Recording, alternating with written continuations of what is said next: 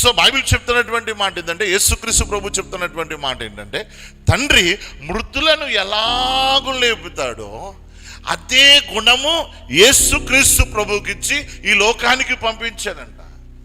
అంటే క్రిస్మస్ మనకి ఏం తెచ్చింది? జీవం తీసుకొచ్చింది. ఓకే, క్రిస్మస్ ఏం తీసుకొచ్చిందంటే జీవాన్ని తీసుకొచ్చింది. ఒకవేళ క్రిస్మస్ లేకపోతే మనిషి చచ్చిపోయిన స్థితిలో ఉంటుండే. చనిపోవడం ఎలాగ చనిపోతున్నాడు కదండి. ఎస్, 2 రకాల మరణాలు ఉన్నాయి. ఓకే, ఒకటి ఏంటంటే మామూలుగా చనిపోతాం, అంటే శరీర సంబంధమైన మరణం. రెండో మరణం ఏంటంటే ఆత్మ సంబంధమైన మరణం. ఆ మరణానికి తేడా ఏంటి అంటే, మొదటి మరణం అందరూ అనుభవిస్తారు, దానివల్ల నష్టమేమి ఉండదు. కానీ రెండో మరణం వల్ల చాలా నష్టము.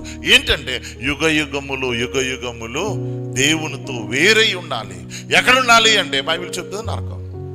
ఇటువంటి మానవ స్థితిలో ఉన్నటువంటి ఇలాంటి పరిస్థితులు ఉన్నటువంటి వ్యక్తి దగ్గరికి, మనుషుల దగ్గరికి దేవుడు, God the father who send him, okay, English బైబిల్లో రాశాడు, the father who send him, ఆయనను కుమారుణ్ణి ఈ లోకానికి పంపించాడంట.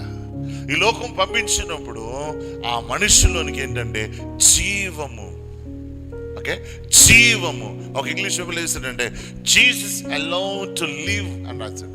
అంటే ఏంటంటే యేసుక్రీస్తు ప్రభువారు బ్రతకటానికి, ఓకే, అనుమతిస్తాడు అని. అలౌస్, ఓకే, అనుమతిస్తాడు. యేసుక్రీస్తు ప్రభు ఏం చేస్తాడంట? అనుమతిస్తాడంట బ్రతకటానికి.